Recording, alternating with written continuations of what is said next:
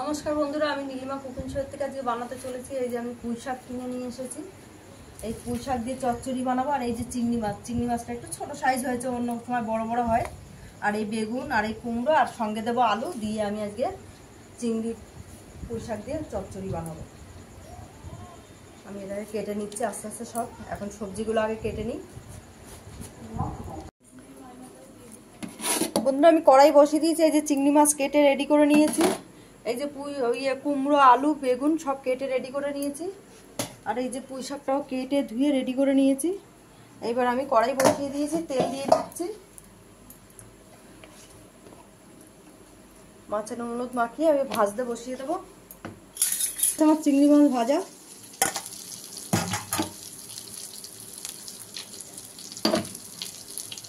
দিয়ে দিচ্ছি আমি 5 ফোড়ন তেলে।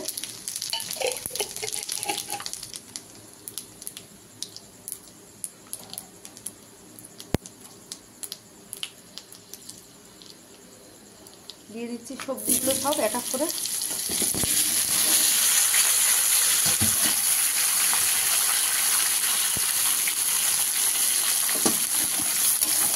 সবজিটাতে একটু কষা হলে তারপরে শাকটা দেবো।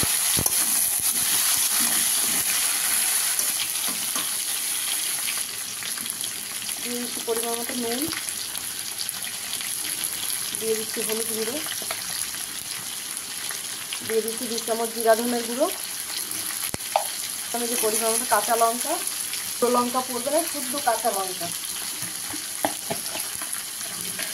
আর দিয়ে দিচ্ছি পরিমাণ মতো মিষ্টি। দিয়ে এবার এটা কষা হবে। একটু কষা হলে পুঁই শাকটাকে ঢেলে দেবো। দিয়ে দিচ্ছি এবার পুঁই শাকগুলো সব আস্তে আস্তে।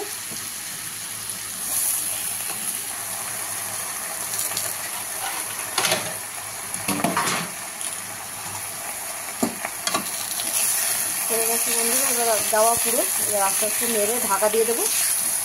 ঢাকা দিয়ে সিমে করে দেবো। আস্তে আস্তে এইভাবে হবে, জল দেবো না, সিমে আস্তে আস্তে সেদ্ধ হয়ে যাবে। দিলে সবজিটা পানসা হয়ে যাবে। আর এই জল যদি না দিয়ে আমি সিমে করি খুব টেস্ট হবে। এবার দিয়ে দিলাম চিংড়ি মাছটা। চিংড়ি মাছটা দিয়ে আবার নেড়ে চেড়ে ঢেকে দেবো। প্রায় হয়ে এসছে। আর একটু আরও রস টানবে এখনো। একদম একটু রস টেনে লাল লাল মতন হয়ে যাবে, তখন আমি বন্ধ করে দেবো গ্যাস। দেখো বন্ধুরা, আমার চিংড়ি মাছের চচ্চড়ি পুঁই শাক দিয়ে হয়ে গেছে। আমি জল ছাড়া বানালাম, খুব সুন্দর হয়েছে। দেখুন বন্ধুরা, আপনারাও চাইলে বাড়িতে এরকম বানিয়ে খেতে পারেন। আর নীলিমা কুকিং শোটিকে ইউটিউবে আপনারা সাবস্ক্রাইব, লাইক, কমেন্ট, শেয়ার করে দেবেন। আর ফেসবুকের বন্ধুরা আপনারাও লাইক, কমেন্ট, শেয়ার করে দেবেন। আর নীলিমা কুকিং শো বলে পেজ খোলা আছে, সেখানে ফলো করে লাইক, কমেন্ট, শেয়ার একটু করে দেবেন, বেশি বেশি করে।